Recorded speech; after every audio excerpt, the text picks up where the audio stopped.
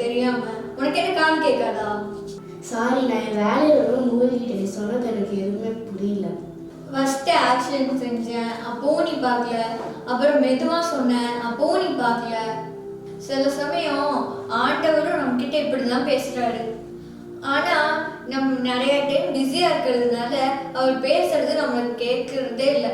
இன்னைக்கு பாடத்துல ஆண்டவர் சொன்னதை ஒரு மனுஷன் கேட்டதுபடி நடந்ததுதான் நம்ம இன்னைக்கு பார்க்க போறோம். இது வார பாடத்துக்கான தலைப்பு நீண்ட பயணம். இந்த வாரத்துக்கான மனப்பாட வசனம் ஏசாயா 6:8 எடுக்கப்பட்டிருக்கு. யாரை நான் அனுப்புவேன், யார் நமது காரியமாய் போவான் என்று உரைக்கிற ஆண்டவருடைய சத்தத்தை கேட்டேன். அதற்கு நான், இதோ அடியேன் இருக்கிறேன், என்னை அனுப்பும் என்றேன். இன்னைக்கு பாடத்துல நம்ம என்ன தெரிஞ்சுக்கிறோம்னா, ஆண்டவர் என்னை கூப்பிடும்போது நான் அதை கவனிச்சேன்னா நான் அவருக்கு சேவை செய்யேன். பாடத்துக்குள்ள போறதுக்கு முன்னாடி ஜெபம் செய்வோம். ஜெபம். பரலோகத்தில் இருக்கிற எங்கள் பரமபிதாவே, நாள் தந்ததுக்காக நன்றி ஆண்டவரே.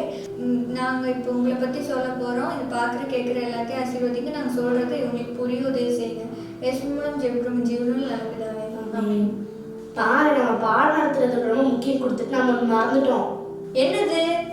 Happy new year. ஆமாம், நம்ம ஃப்ரெண்ட்ஸ் யாருக்குமே நம்ம விஷ் பண்ணல. Happy new year. எல்லாருக்கும் வணக்கம். என் பேர் ஆபிராம். ஆண்டவர் தான் என்னோட நண்பர். நான் அங்க தூரத்துல இருக்கிற ஒரு கூடாரத்துல தங்கி இருக்கேன். என்னோட வாழ்க்கையில இருக்கிற சந்தோஷம், கவலை எல்லாத்தையும் நான் ஆண்டவர் கூட பகிர்ந்துக்குவேன். என்னோட கவலைகள், சந்தோஷங்கள் எல்லாத்தையும் அவர்கிட்ட சொல்லி கேட்கும்போது அவரே எனக்கு பதில் சொல்லுவாரு. அவர் சொல்ற பதில நான் கவனமா கேட்டு அதன்படி செய்வேன். நீங்களும் என்ன மாதிரியே ஆண்டவர் கூட ஃப்ரெண்டா இருப்பீங்கன்னு நினைக்கிறேன். நான் எப்பயுமே இந்த பகுதியில வாழல. அந்த பாலைவனத்துக்கு அந்த பக்கம் தெரிகிற ஊர் அப்படிங்கிற தேசத்துல தான் நான் இருந்தேன். ஒரு நாள் ஆண்டவர் என் கூட பேசினாரு. ஆபிராம், நீ இந்த இடத்த விட்டு கிளம்புறதுக்கு நேரம் வந்துருச்சு. உன்னை நான் ஆசீர்வதிக்க போறேன். உனக்கு நான் நிறைய பிள்ளைங்களை கொடுப்பேன். இன்னும் பேர பிள்ளைங்களையும் அதிகமா கொடுப்பேன். அவங்க எல்லாரும் போய் வாழ்றதுக்கு ஒரு நல்ல இடமா தேர்வு செஞ்சிருக்கேன். நீ ஆசீர்வதிக்கப்பட்டதுக்கு அப்புறம் நீயும் குடும்பமும் பெரிய நாடா மாறிடுவீங்க அப்படின்னு ஆண்டவர் சொன்னார். இதை கேட்டதும் நான் ஷாக் ஆயிட்டேன். என்னது, என் சொந்த ஊரை விட்டுட்டு போகணுமா? தெரியாத இடத்துக்கு போய் நான் என்ன செய்வேன் அப்படிங்கிற ஒரு பயத்தை விட புதுசா ஒரு இடத்துக்கு போக போறோம் அப்படிங்கிற சந்தோஷம் தான் எனக்கு இருந்தது. ஆனா அதெல்லாம் பெரிய கவலையே தெரியல. புதுசா ஒரு இடத்துக்கு போக போறோமேன்னு ரொம்ப மகிழ்ச்சியா இருந்தேன். என்னோட குடும்பம் ஒரு பெரிய நாடாக போதான். என்னால இதை மட்டும் நம்ப முடியல.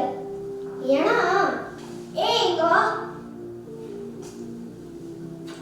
இவதான் என் மனைவி சாராய். எல்லாத்துக்கும் வணக்கம். நான் தான் இவரோட வைஃப். என்னோட குடும்பம் பெரிய நாடாக போறேன்னு ஆண்டவர் சொன்னார்ல, அதுல ஒரு சந்தேகம் நீ ஏன் உன்கிட்ட சொன்னா? எனக்கும் என் மனைவிக்கும் ரொம்ப வயசாயிடுச்சு. இவ்வளோ வயசானதுக்கு அப்புறம் எங்களுக்கு குழந்தை பிறக்குங்கிறது பெரிய சந்தேகம். அவரு சொல்றது ரொம்ப சரிங்க. இந்த வயசான காலத்துல எங்களுக்கு புள்ள குட்டிங்க பிறந்து இன்னும் அவங்களும் பேரன் பேத்தியெல்லாம் எடுத்து எங்க குடும்பம் ஒரு பெரிய நாடாகிறது ஒரு கேள்விக்குறியாதான் இருக்கு. சரி, எனக்கு பயங்கரமா பசிக்கு போய் சாப்பாடு செய். எப்ப பார்த்தாலும் இவர் சாப்பாடு தான். நான் போயிட்டு வரேன். இந்த ஆண்டவர் எங்களுக்கு காமிச்ச அந்த புது இடத்துக்கு நானும் என் மனைவி மட்டும் போகல. உங்க கூட இன்னொரு முக்கியமானவர் வந்தாரு. அது யாருன்னு பாக்குறீங்களா? டேய், இங்க வாடா. இவன் தான் என் அண்ணனோட பையன். என் பேர் லோட்டு. உங்க மாமா வேலை இருக்குன்னு போக சொன்னாரு. உங்க மாமா விட்டு தனினால இருக்க முடியாது. அதனால நானும் எங்க மாமா கூட போனோம்.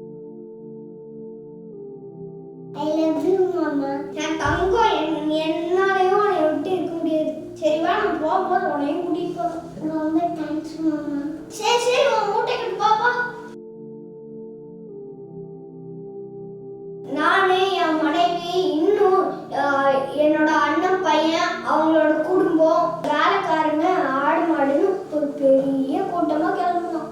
நாங்க போய் சேர வேண்டிய இடத்துக்கோட குறுக்க வழி ஒரு பாலைவனத்து வழியா போகணும். பாலைவனம்னா எப்படி இருக்கணும் தெரியும்ல, ரொம்ப சூடா இருக்கும். குடிக்க தண்ணியும் சாப்பிட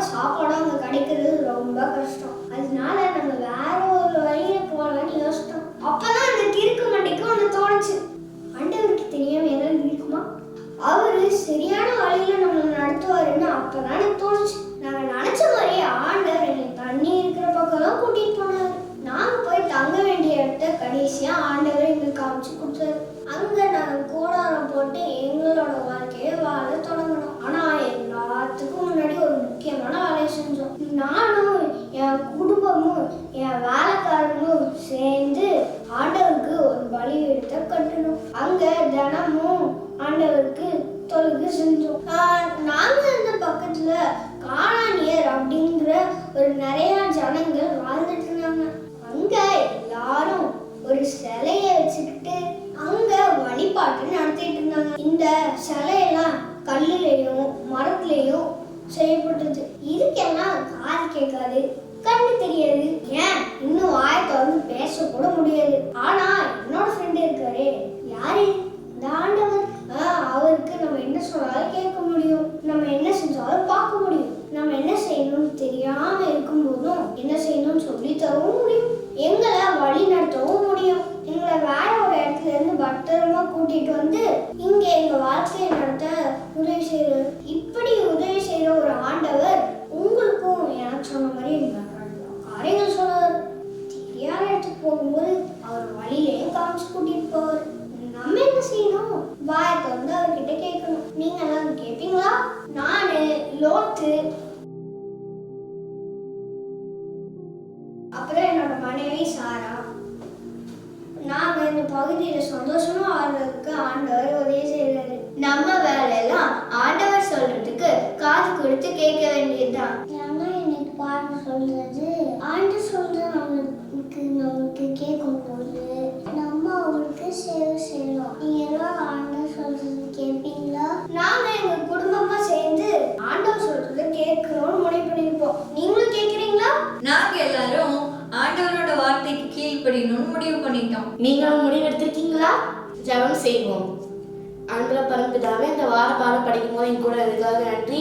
நாங்களும் ஆபிரகாமோட குடும்பத்தை எப்படி நீங்க சொன்னது கேட்டாங்களோ அது மாரி நாங்களும் நீங்க சொன்னதை கேட்டு நாங்கள் நல்லபடியாக செய்யறதுக்கு உயர்சிங்க ஆண்டவரே. பார்க்கற கேட்கிற ஆசீர்வதிங்க. இயேசு ஜெபிக்கிறோம் ஜீவன் பரம தகப்பனே. ஆமென்.